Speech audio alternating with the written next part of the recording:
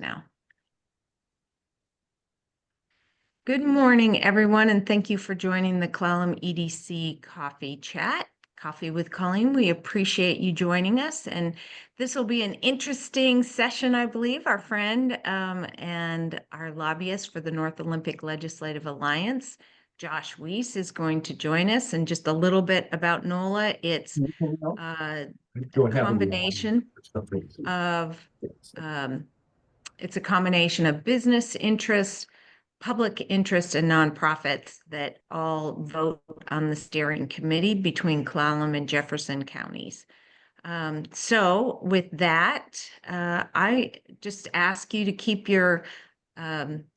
yourself on mute so we don't pick up inadvertent background noises. And if you have any questions, either raise your virtual hand or you can put it in the chat and Josh will answer it that way. With that, Josh and Colleen, thanks for joining us, and I'll let you take it away. Thanks, Colleen. It's good to be here. Nice to see everybody. I'm Josh Weiss. Colleen and I are with Colleen Miners, and I are with Gordon Thomas Honeywell Government Relations. We've been representing NOLA for about 5 sessions now, I think. I think this is our 5th. Colleen's just joining me this session, and many of you may know her from her work with Senator Patty Murray's office when she was the regional director. In typical formats, I have some comments. I'll talk for a little bit. I'll talk about the general context of session and what NOLA has been working on. And then I would really be happy to entertain questions. That's much more fun for me. I guess I would say I see Calvin Goins and Randy Johnson. I mentioned my colleague Mara Michalski. There's lots of people here that have lots of legislative experience too. So welcome perspective. We're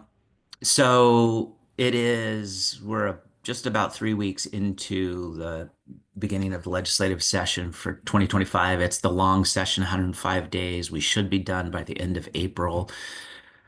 I know Colleen McAleer, you were mentioning you'd been reading in the Times about the budget situation that they're facing. Most of you have probably seen articles about this. It's been pretty widely talked about for a couple of months now. They really do have a challenge in the operating budget. The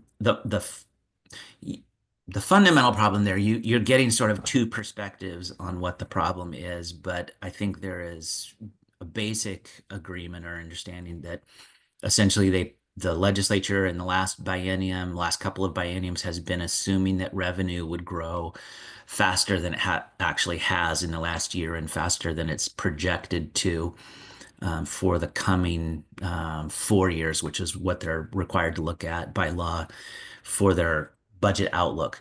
So operating revenue has been growing really well for the last couple of bienniums, over 8% per year. And the projection now is it's going to drop down to around 2.5%, 3%. And again, these are just projections. We don't really know what the situation will be. In fact, a legislator yesterday made a comment to me about just, we think we have this size of problem of $10 to $12 billion, but really when we see the February revenue forecast, we'll have a much better idea of what that actually is. And that is true. They'll be dialing it in with more precision here as time goes on. But for the first time in a very long time, we're in a situation in the operating budget where they're looking at making potentially reductions instead of new spending. They have been super fortunate for the last several years to just have lots and lots of money. And it has sort of coincided with the fact that you have new legislators coming into the legislature that have had lots of big ideas, and they've been able to spend money on lots of those big ideas. And so there's really a collision coming. It's been a slow motion collision that's been starting to happen where they are going to have to think about whether they can continue spending money at the rate that they have been. And you saw this before session when former Governor Inslee came out with his proposed budget, as he's required to do, and proposed significant, I think it was $4 billion worth of new revenues. from a variety of sources, including a new wealth tax on wealthy individuals.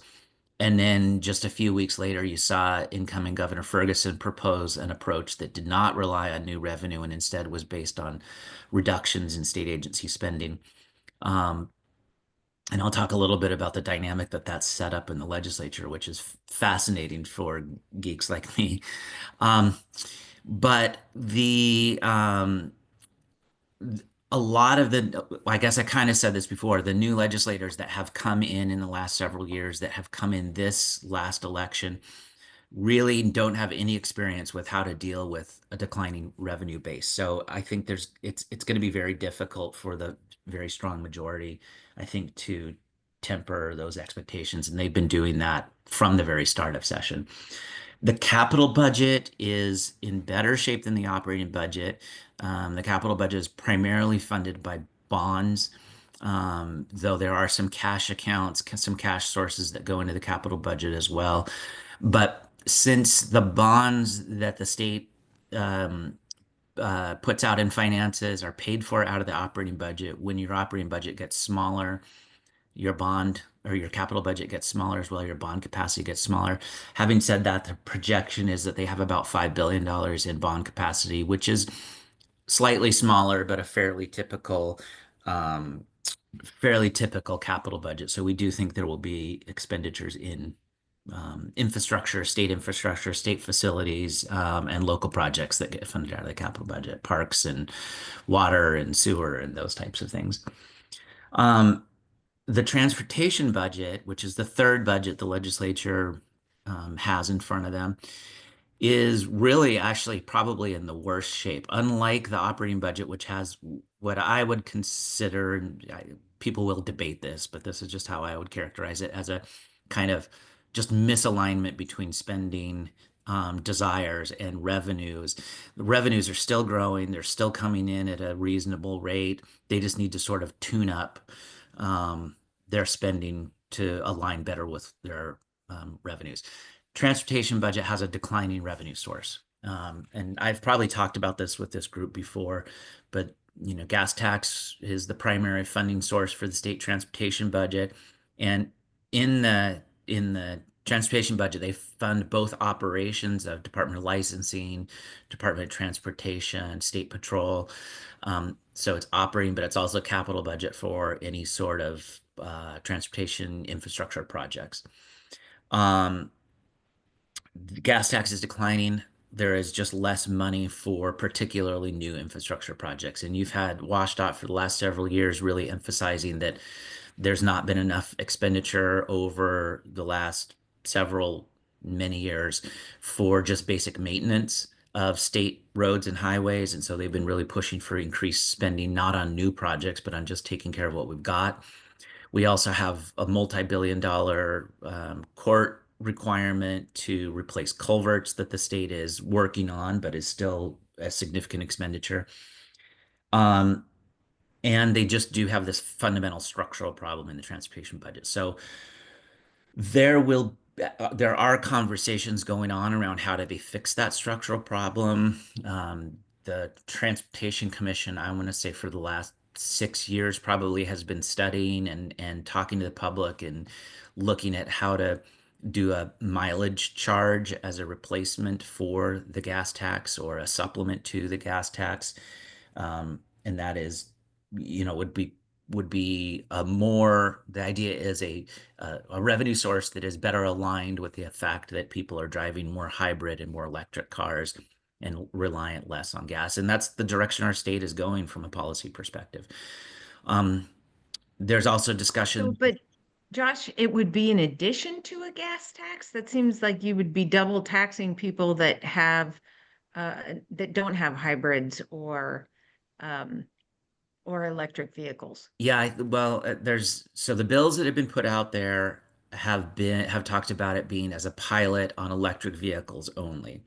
From a broad perspective, and they haven't settled on how they would phase it in, but the idea is that it would be a replacement. But for some period of time, right, you're not gonna have an on-off switch where, okay, we stopped with the gas tax and now we're collecting mileage charge. There's probably going to be some sort of overlap phase in. And again, this is all sort of hypothetical at this point because there's not a bill that looks like it's really got the votes or political support to get it through. But these conversations are happening, and that's one of the questions, Colleen, that people are talking about is how you do the phase in and out. So that conversation will continue this session. They also are talking about the potential of a delivery fee for companies like Amazon. Obviously, so much of what we're buying now is coming from the internet and is coming from trucks trucks and vehicles that are going across our roads. And so looking at local delivery fee as a way to fund local transportation needs. It's still really too early in session to tell whether or not they're going to have a serious conversation about new revenue in the transportation budget. Um, if they don't, we really anticipate that the conversation will be around projects that they funded in the Move Ahead Washington package, the last revenue package that they adopted, and either pushing out the timeline for some of those projects so they don't get done as quickly, or even taking projects off the list. So we're really in transportation budgets in really poor shape, and I think that that's going to be a significant point of conversation, which will intersect with the idea of do they have the political desire, will, support to increase revenue both in the operating budget and the transportation budget at the same time. So I would just say I think the Democratic majorities and the new Democratic governor really have some difficult decisions in front of them from a big picture perspective. Um, so that's kind of the budget situation, which is really overarching everything or underlying everything. Um, the other dynamic that's going on, I've alluded to it before, is that we have so many new legislators this session. We have 23 brand new members, members that have never served in the legislature before at all. We also had 10 members that went, and actually it might be 12 now that I think about it, members that have gone from the House to the Senate. So they've served before, but they're now going to the other chamber. Um, and that is partly because we just had two new appointments this last week because Governor Ferguson tapped two legislators, now former legislators, to head state agencies. We've just seen an incredible amount of transition in that way. So all of the seats are full now, but we have legislators that, were sitting on committee hearings late last week, last Friday for the very first time, just brand newly appointed. Um, if you combine that with the new governor's office and new staff in his policy positions, new agency directors that have been appointed, new agency directors that haven't been appointed yet, there's still agencies where we're not sure whether there's going to be continuation of leadership or not. There's just an incredible amount of change going on in Olympia. So it feels very turbulent's not quite the right word because I think there's a little bit of a positive feeling. It just feels a little bit new and fresh because there's new faces um and really we're waiting to see what Governor Ferguson's policy approach is, his budget approach. We got a very good sense of it last like I mentioned with his budget proposal, the fact that he came in really hard at the beginning and I think really surprised Democratic legislators by saying the state should be balancing the budget by making reductions, not by raising taxes. That led to, I think you probably saw, I don't think anybody has confirmed that this was in response, but last week the House of Representatives passed a rule that said governor's staff couldn't come onto the wings of the House anymore without a legislator joining them. The governor himself can come on the wings now, unaccompanied by a legislator, but staff need to have a legislator accompanying them, which is, I mean, just I guess in my opinion, not a substantive change, but I think just a message sent to the governor's office about how irritated the Democratic legislators are with him.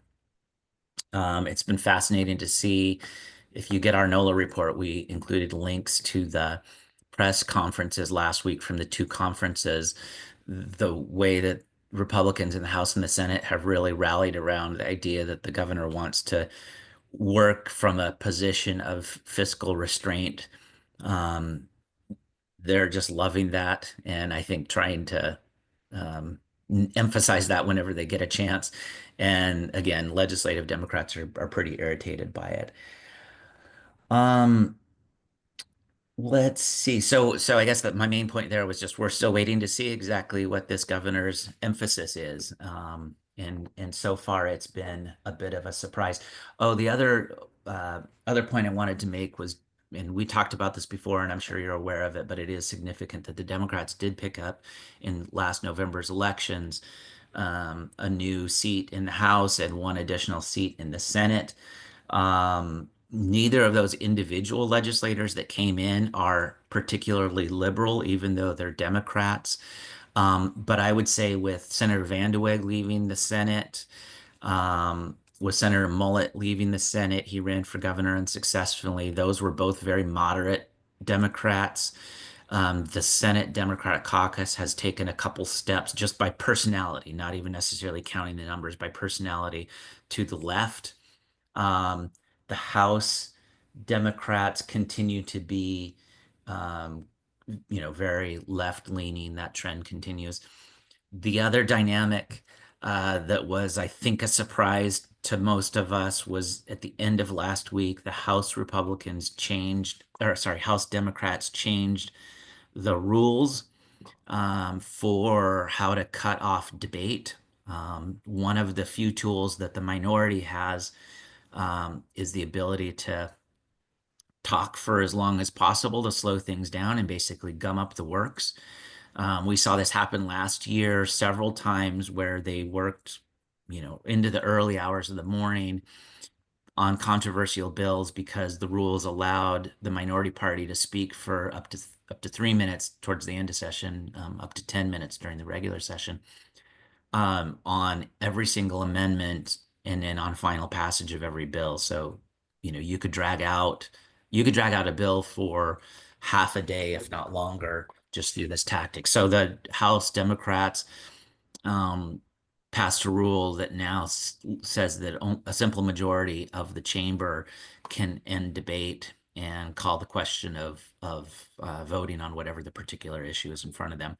The former rule required three-quarter vote. So that rule has always been in the place in the Senate, requiring only a simple majority. The Senate and House have, very different feels to them, different character in both chambers, culture. Um, but the minority was really irritated by this in the House. Um, so that's one of the other sort of flavors and context for the session. The last thing I would say just generally about the context is that sorry, I just lost my train of thought as I was starting to think about NOLA priorities. Um, every this is my 27th session. Every other one of my colleagues that I talk to, whether they've been around for a while or not, just is commenting about how intense this session feels. They started out hearing bills the very first week of session um, before even the new governor had taken office. They actually moved bills out of committee the first week of session. That is, I'm not going to say unprecedented, but it is unusual. Usually that first week of session is kind of ceremony and work sessions and kind of getting into the flow of things. And it has just carried on since then. I mean, they're just flying. And the number of bills, I should have looked this morning. I'm sorry I didn't. The number of bills that have been introduced is phenomenal too. So we are, from a lobbyist perspective on the ground, just trying to keep up and even have a sense of what's been introduced, let alone kind of what feels real at this point and where the emphasis is. So if we sound uninformed, it's because we probably are when it gets down to some individual policy discussions that are going on. Just feel like we're drowning at this point. Um, and we're really looking forward to, I think I've mentioned before to this group that the legislature works does its work with a series of self-imposed deadlines called cutoffs. The first cutoff is February 21st, so over 3 weeks, still 4 weeks left. Up until that first cutoff, they can introduce new bills at any time throughout session. But if a bill hasn't been heard and moved out of the policy committee before that first cutoff, it is technically dead. They waive the rules and move bills past cutoffs. Um, I'm not going to say infrequently, but on occasion. So that can be done. But my point is just after that first cutoff, we're going to start seeing a lot less bills and the floodgates will close or will be limited. They'll go to fiscal committees then. Any bills that had fiscal impacts will need to be heard in either capital budget, appropriations, or transportation in the House, or in the Senate, it's the Ways and Means and the Transportation Committee. And then same thing, there's a cutoff on February 28th, so they have 7 days to get out of fiscal committees. And then March 12th is the first cutoff to get bills out of the chamber of origin. So House bills have to get out of the House, Senate bills get out of the Senate, and then they go over to the other chamber and do all the same things. So it's a over time, it's like a funnel. You start out with a big flood and then it gets narrowed down over time. And like I sort of said before, you start to really get a sense of which issues are going to be real and which ones are not going to be actually discussed this session. So we're still in the very first part of the funnel.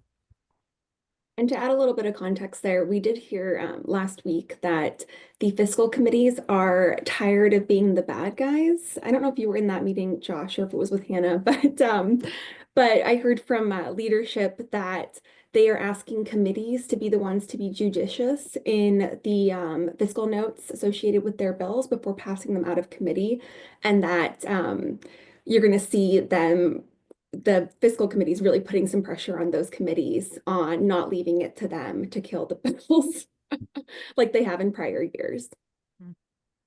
I had heard that, but I wasn't directly in the meeting, so that is interesting. We are definitely hearing from legislators similar messaging that a real reluctance in the majority anyway of introducing bills that will have a fiscal impact. I think that message has gotten out to the rank and file. So before I talk about NOLA, or we talk about NOLA and what NOLA's up to, are there questions? Let me take a pause. I've been talking for almost 25 minutes. Are there questions about just the general context? I do. I have a question about the culverts. So I had heard some information that some of these culverts that WSDOT is proposing actually won't do much of anything to help fish habitat because of upstream or upstream barriers. So even if they fix it on a state highway, the fish still won't get there. And frankly, some of the barriers that they're trying to address are dry streams. They don't have any water flow. So because those are so expensive, is that being addressed, looked at? I've been told some tribes are supportive of reassessing the plan for culvert replacements. I can speak to this a little bit. I don't know how much background you have, Josh. I did this with Senator Murray's office quite a bit because it was a Supreme Court decision that found that the state was in violation of having these fish blockages. And so they are required, I believe the total price tag, gosh, it was like, I think it's like $10 billion. But that was a few years ago. So it's probably, 100 billion by now with inflation. And the way that they do the formulas for the fish passage barriers that they prioritize is the number of, feet or theoretically miles that'll be opened up from that barrier. So they ideally are trying to prioritize. This a really great one in Swim that I toured with Senator Murray that opened up this massive area upstream from where that culvert was. And so they try and do those like bottleneck places that will open up the biggest amount. And then later on, they plan to try and get those higher upstream ones, but those upstream ones obviously aren't going to be top on the list. So they're continuing to kind of chip away at which ones will open up the biggest stream habitat. But you can expect that to continue to be a priority because it was a Supreme Court decision.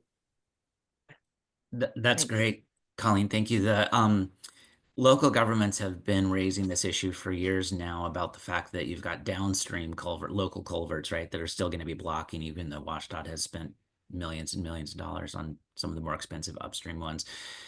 There is the Brian Abbott Fish Barrier Removal Board is the state funding program in the capital budget that is there for the local projects. It's a real concern. And I know there's a lot more to that than it's a deep topic, but it is one that gets discussed. But I do not get the sense, Colleen, that there is any slowing down, if you will, of the WashDOT replacement process. Okay, thanks. Any other context questions, or could be other questions? Or even the education too. I think between Josh and I, we might be able to. Talk about education policy. I've sat in like one hearing on it, so I'm an expert now. Let me feel free and put questions in the chat or raise your hand or whatever or interrupt. Oh, there's Jim McIntyre. I can stop before I go to NOLA.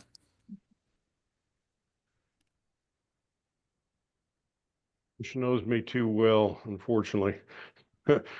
And I'm sorry, I was out walking dogs when you first started, Josh, and you may have covered this already, but how much conversation are you aware of with respect to the other Washington and all the fiscal comings and goings there? There's, by my lights anyway, there's likely to be a significant reduction in money flowing from DC to states and locals and that kind of thing. What have you been hearing about that?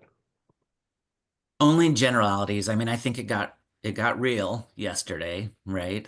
And I know Colleen McAleer, you mentioned that you were scrambling yesterday too, and I know a lot of our clients were scrambling yesterday. It was a big sort of crisis reaction that we have a respite from for a short period of time, but don't know how that's going to land.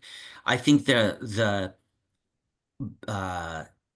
state budget writers, staff, governor's office, sort of behind the scenes, I know are having this conversation around identifying areas that are going to be at risk, starting to think about, if they lose revenue sources, what are the patches that they can make, just what the implications are. But I don't know. We haven't seen anything publicly that gives any sort of information about what those plans might be. And it's kind of hard right now because we don't really know what the sources are going to be. But I do think legislators are aware of this, obviously. And I think it really has the potential to be the kind of thing where we get a decision halfway through session and everything gets upended and, needs to be restructured. So it's the elephant in the room. Well, and for some additional context, the Community Development Block Grant, they've really indicated they would like to zero out that account and eliminate several of those sort of HUD programs. And of course, local governments, that's the most significant amount of pass-through dollars that they receive from the federal government. I think, I know Port Angeles and Port Townsend both aren't entitlement cities, even though we were hopeful to make some headway on that for Port Angeles the last couple of years. But they do still receive significant, in terms of millions of dollars from the state through the pass-through resources. So it still will have just that account alone will have a significant effect on local governments. So outside, I know education through different programs with CTE and I think special education, there's funding that comes to the state and is distributed. What other kind of funding streams might be cut if what we're hearing from the federal government from the OMB if those things go into effect? Go ahead, Colleen. Colleen does federal work. I have never done federal work, always do state work, so I'm going to let you handle all this. Well, so I mean, a lot of what I had been reading up before was from, Project 2025, because they have hired for OMB director in particular, the author of Project 2025. So it is sort of a good indicator of where they're headed, especially because they've already started, apparently they've even used exact the wording from Project 2025 for some of the letters that have been sent out this past week. So it's kind of a good indicator if you are sort of wanting to read the tea leaves a little bit. So for the education department in particular, of course, that's been a target. Even, in 2016, they were discussing eliminating the Department of Education.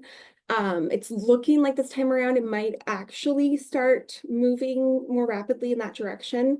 They have indicated that continuing special education funding would continue, but with a higher cost share for states and local governments. And then just generally for education overall, that they would like to have the federal government have less of a fiscal impact in terms of actually directly funding. But of course, the federal government only provides, I think it's 30% of education funding. They do have much greater special education funding that they provide, and that's something the state was supposed to prioritize this session, was fully funding special education. I know it is still Reg Dahl's priority this session, and Bob Ferguson has indicated that he would like to fully fund special education. We'll see if that ends up happening. But a lot of stuff is up in the air. I think eliminating Department of Education would be tough because they do administer all of our FAFSA program, our federal student aid, the Pell Grant program, all of that. And so, I think it will likely be harder said than done, but after seeing what happened yesterday, you really kind of never know. Thanks, Colleen. So NOLA. I think most of you know that NOLA is the North Olympic Legislative Alliance, and as Colleen McAleer started out by saying that it represents both Jefferson, Clallam counties. The intent is to work for the general economic and social good of the broad North Olympic Peninsula, and we have really great set of community partners from across both counties. This year, we have identified, as usual, 3 priorities. And I should say the NOLA membership continues to be strong. Really pleased with the participation. I think most people, well, maybe not, knew that for the last several years, Commissioner Kate Dean has been kind of the the person that I look to for a contact on the Jefferson County side of things to help with that component of the coalition. And with Kate's retirement, some question about sort of how that would work on Jefferson County side. And pleased that Commissioner Eisenhower has stepped into that role, and we've had some initial conversations, and it appears that that partnership will continue to be strong. So that's good. I feel like NOLA is moving forward as usual and feeling good about it. This year, the 3 priorities that were identified by the steering committee were helping, and this is not necessarily in priority order, but the first was helping with the Office of Financial Management's mistake in the budget last year around community college funding, and really recognizing that it would have, I think it was $350,000-ish impact on Peninsula College if we're not able to get this budget mistake corrected.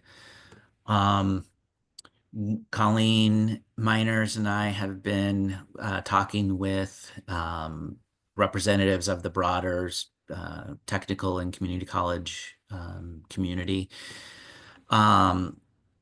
Just trying to coordinate because they're working on trying to get this fixed as well. The indication that we've got from them so far is that it sounds like there might be support legislatively to not claw back the money that was provided in error this last year, but maybe not have it continue to go forward this next biennium.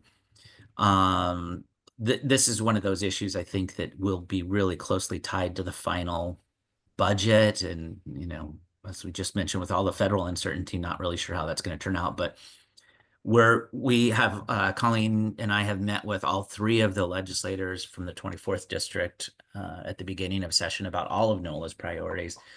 And I just generally will say they were really well briefed, actually, on this issue in particular. We're very supportive. Very happy to help. I think a little worried. It's like, Colleen, do you remember? I think it's a $42 million overall state fix.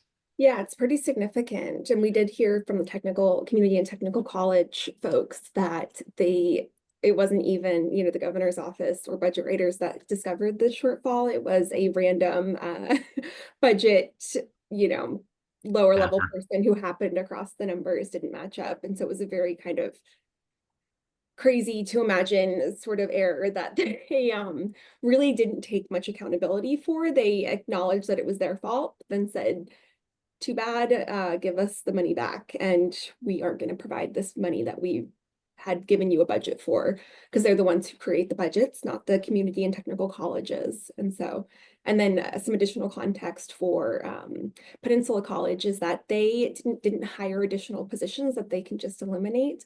If the money were to be clawed back or eliminated, they used it for cost of living adjustments for negotiations for the union.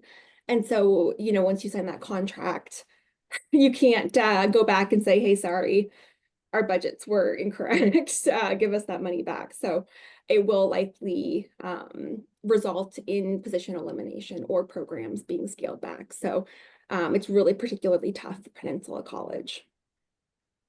And it's a big number in a bad budget year, with more bad budget news coming, we're sure. So this is going to be problematic. Yeah, it's pretty shocking. No one, you know, lost their jobs or anything over it too. It's you know, a little just unfortunate generally that something like that could happen. The second priority is really supporting Clallam County and their request to create a new capital budget bucket of funding for county emergency management facilities. And this is really obviously coming out of the work that Clallam County has done specifically for a new center. We are still in the process of working with County Manager Todd Milkey to get a better sense of how broad the state impact is. I would say that when we met with Representative Theringer, and this was a couple of weeks ago, we met with him the first week of session, he was, I thought, fairly open to this idea, asked us to get some information back to him about the overall statewide impact, so he had a general idea about whether it warranted a new program or if it was just needed to be a one-off budget request, although he, I think, seemed to indicate that it would be easier to do a bucket than a one-off request. So we're kind of chipping away at that issue and working with Todd. And then the third issue is focused around rural healthcare, which, you know, almost goes without saying that this is a significant issue with both hospitals on the North Peninsula. And we've met with staff from both hospitals. We are trying to get a better sense of how exactly we could be helpful on this issue. There are bills out there that we've been tracking and alerting for NOLA, but still really trying to get an assessment of this. And Colleen, you had more conversation with Bobby and Dunya. Do you want to report out in a little bit more detail about this? Yeah, so it's an interesting issue. So in 2023, the hospitals through the Washington State Hospital Association negotiated the creation of the SNAP program, which stands for the Safety Net Assessment Program. And it actually doesn't cost the state any money. It taxes all of the large hospitals across the state, and it then disperses that tax, which it really isn't quite a tax. It's just sort of taking from the wealthy hospitals and then giving it to hospitals like Port Angeles and Grace Harbor hospitals that are have a higher Medicaid and Medicare population. And then it offsets that Medicaid in particular rates that are lower than the cost of care. And so the hospitals taxing themselves, and it last year was $75 million, then enabled them to get a federal cost share match, where they then gave $370 million, the federal government did, because the state was providing that. But I should say state loosely, because the state's hospitals were providing that $75 million. And so Governor Inslee's budget proposed actually taking that $75 million that the hospitals are contributing to this cost share and putting it in the general budget. And so that would actually cause the $452 million loss in both the state share or the combined share that they're getting from the federal and local sources. So it would be a significant reduction in safety net funding. And we know that our hospitals statewide are operating either at a loss or with very, very thin margins. And so the fear is, and you know, Port Angeles and Grace Harbor in particular are both operating, you know, at a loss, not making any profit. And that's with that cost share increase and that increase in the Medicaid reimbursement rates.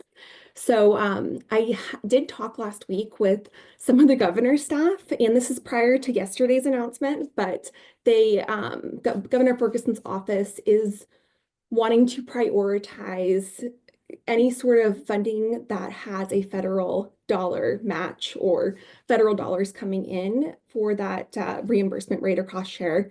So theoretically, this should be a safe program, that he's, you know, smart enough to know that if we're getting 3 times the amount that we're contributing, we should continue this program instead of just rating it and putting it into the general fund.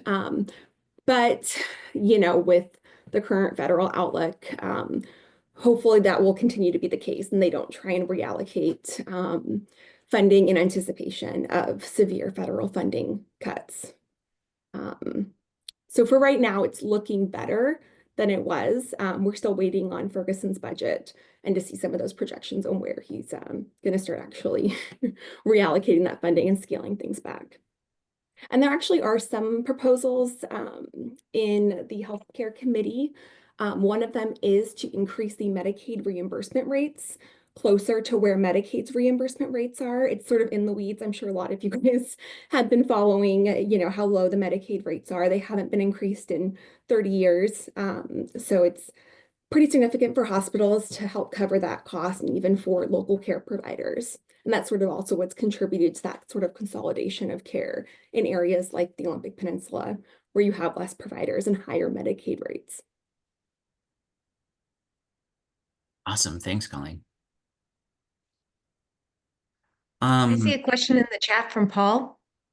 Yeah, thanks, Paul. That's a good question. NOLA hasn't specifically taken a position on the rent stabilization proposal. Housing, I will say, has been a constant conversation for the whole time I've been working with NOLA. And we specifically talked about several proposals that the Association of Counties is putting forward this year around housing primarily obviously in the counties in the unincorporated area or unincorporated urban growth boundary. I think so I guess maybe let me pause there. We haven't taken a position on 1217.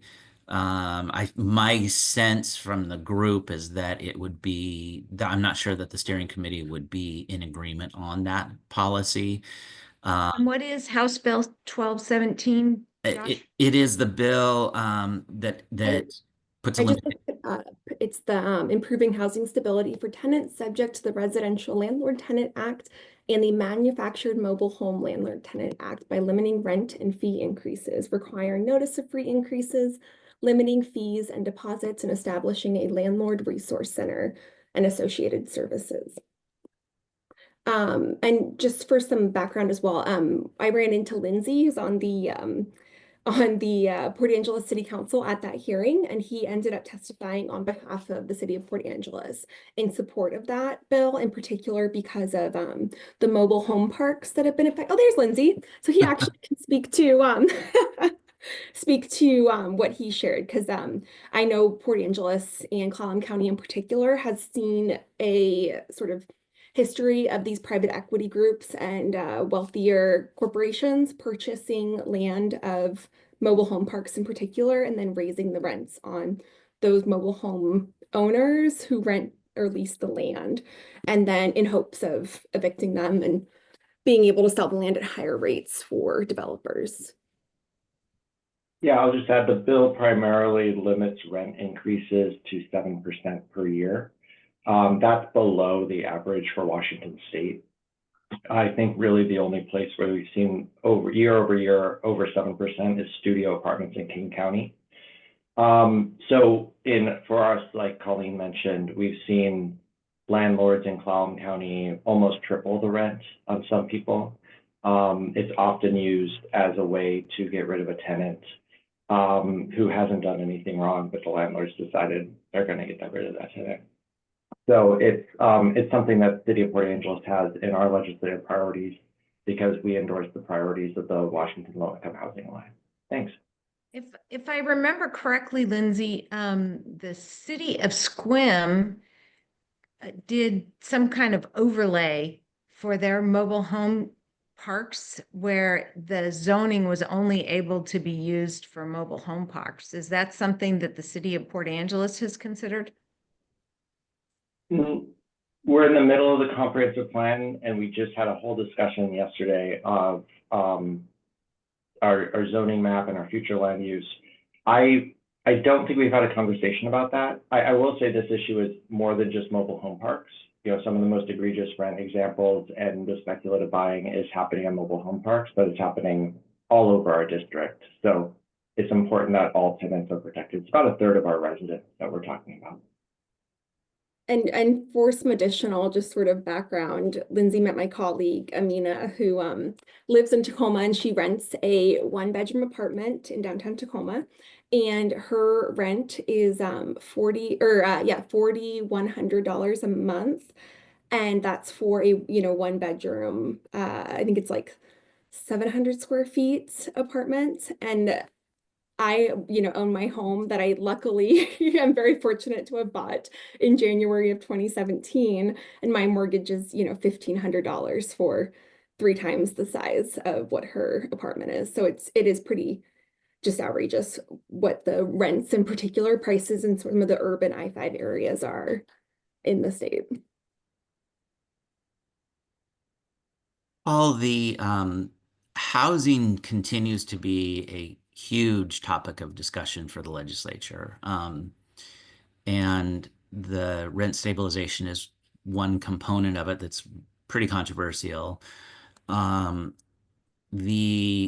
legislature is continuing. There have been bills introduced specifically on mobile home park sales and notifications to tenants of sales, not tenants, to mobile home owners of sales or lots. There's legislation out there about allowing a local real estate excise tax for affordable housing.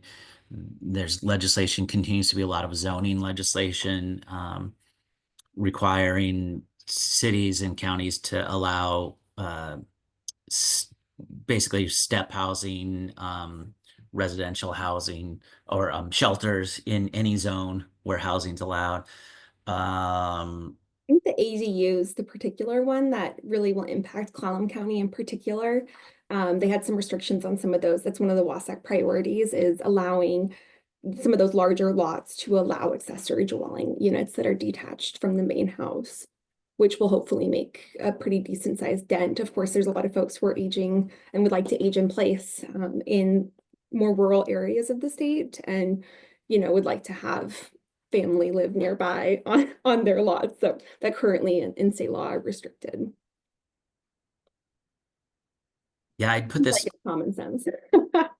I put this strongly in the category of what I said before of there's a lot of bills out there and we're not sure what's real yet at this point. They're throwing a lot of spaghetti at the wall and seeing what's going to stick, which is consistent with the last 4 years on housing. So, I mean, I think that's the general conversation around NOLA. Happy to continue talking and answering questions about specific policy areas if you're interested, or about NOLA, or about the legislature, or the federal government. And I know, Colleen, you had mentioned the energy efficiency requirements for building was a concern that Column has seen in particular, that being a barrier or impacting new housing development or just increasing that cost generally. And there are 2 proposals right now to, if you're a low income builder, housing builder, to be able to exempt some of those requirements. Oh, interesting. So hopefully some of those efforts, a more comprehensive picture of addressing some of that affordability and some of those barriers will move forward. Do you have those House bill numbers? Yeah, I can send you a list of. Great. Thank you. Thank you. Appreciate There's it. a bill this year. NOLA has talked before about childcare. There's a bill this year that would allows childcare centers, requires childcare centers to be allowed in any zone in a city or county. Right now, a big barrier is that if you are in a more rural area of the county and you're on septic across the state, you are not allowed to operate a in-home childcare facility. So that would be a big alleviate that big shortfall, or go a long way in helping to fill that hole. And I can send you a list as well, Colleen, if you'd like. I've been tracking childcare issues for another client, and there are, gosh, I think like 9 bills trying to address childcare. Sorry. Got it. Thanks, Colleen. So Dale wrote, we're in such a big hole regarding housing, local and statewide. Do you know of any group that's crafted a comprehensive plan that actually can make a significant progress to solve this crisis? I think, Dale, I think it depends a little bit on your perspective, right? I mean, I'm sure the Low Income Housing Alliance would say they have a comprehensive plan.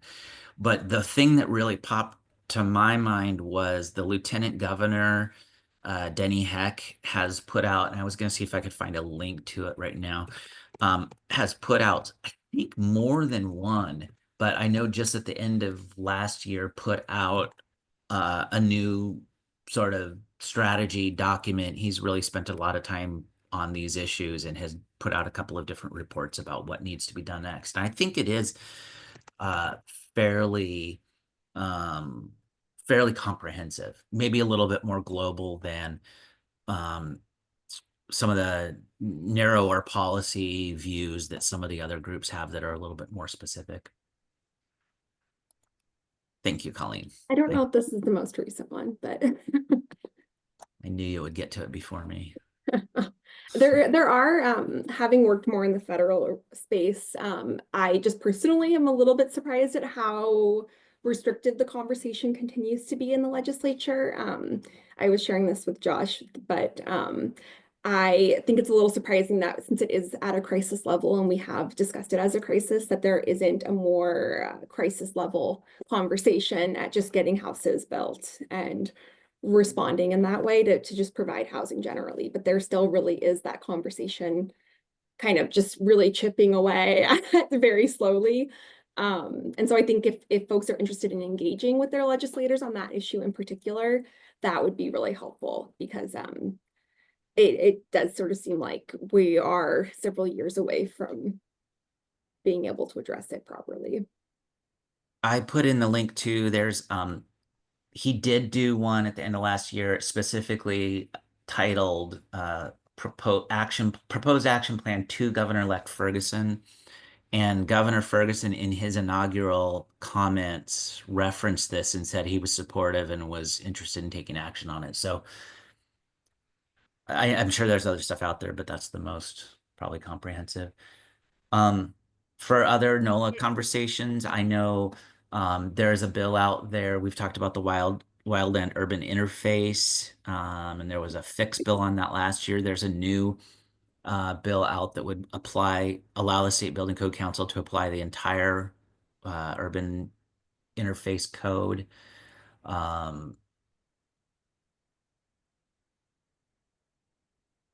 Yeah, so that's how they're talking about that as well. I'm just looking at our bill list that we keep for you. Stephen Paleo put a comment and then question in the chat.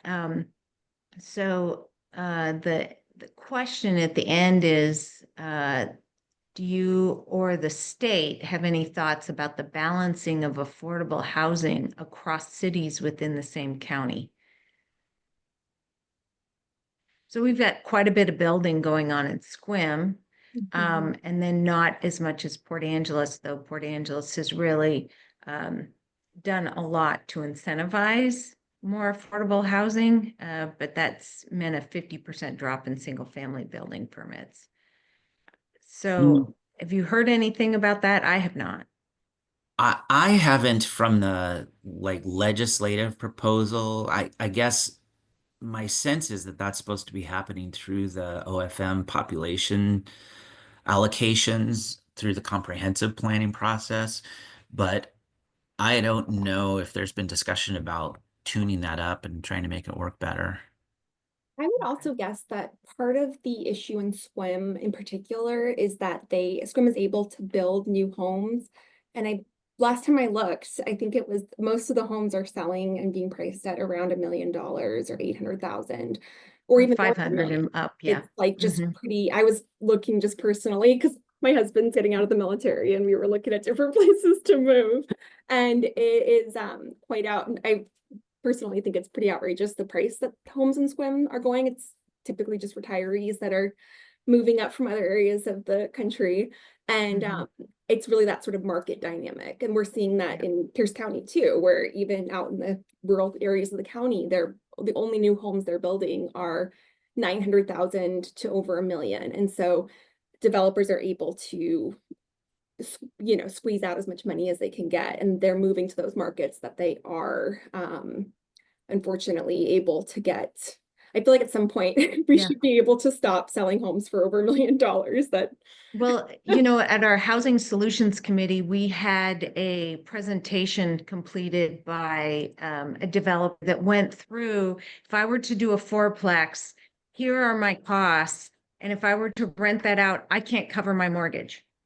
So that is also a dynamic. It just doesn't work. And so financially, it doesn't work. So anyway, we'd love to see it happen. We'd love to see units built here, but we don't. And it's just because there's so much more demand elsewhere in the state, and the median incomes are rising faster than they are here. And so they know they can increase rents, and they can't do that here. So we're just, it's just part of the market dynamic, as you said. Well, it is 9 o'clock. Wait, before you go, yes. Colleen, sorry, let me just hit one point because I know Jim McIntyre and Paba had raised in the NOLA process the idea of law enforcement funding. And there is action going on that. You may have heard about. There's Senate Bill 5285 has been proposed that would be a new $100 million grant program for short-term paying of cities and counties to fill vacancies. There's another proposal out there that would be a longer term amount of money. The specifically, Jim, the 1/10 of 1% credit against the state sales tax has been proposed. And part of the reason I bring this up is that Governor Ferguson, again, he made a campaign promise, and in his inaugural comments said he fully intends, and I've talked to his staff in public safety, that he fully intends to push for that $100 million idea, and it is supporting that 5285, the Republican bill. So I just want to make sure that emphasis that is going to be a conversation point for the legislature this year, and seems like we may see some action on it. I have to jump off, everyone, but Lori's still hosting, and I'll let her continue. Thank you. I need to go too. Lindsay, do you want to say something real quick? I know you raised your hand. Yeah, sure. Go ahead, Colleen. Oh yeah, I was just going to mention there's a bill in the legislature for allowing mobile dwelling units. There's also another one for kit homes. I don't have the bill numbers, I apologize. And both of those address the question before of like, what's a comprehensive housing solution? Overall, it's more inexpensive dwelling units in walkable neighborhoods. And the more that we can make that happen, I think the faster we'll see the housing crisis subside. Thank you, Lindsay. Thank you once again, Josh and Colleen, for joining us today and providing updates on the legislative session and the bills that are being reviewed at this time. And so everyone have a great weekend. And if anyone would like to reach out or have any more questions, you can pass those through me and I can get those over to Josh and Colleen. All right. Thanks, Thank you Lori. so Thanks, much. everybody. You're welcome. Thank you. Bye-bye now. Thank you.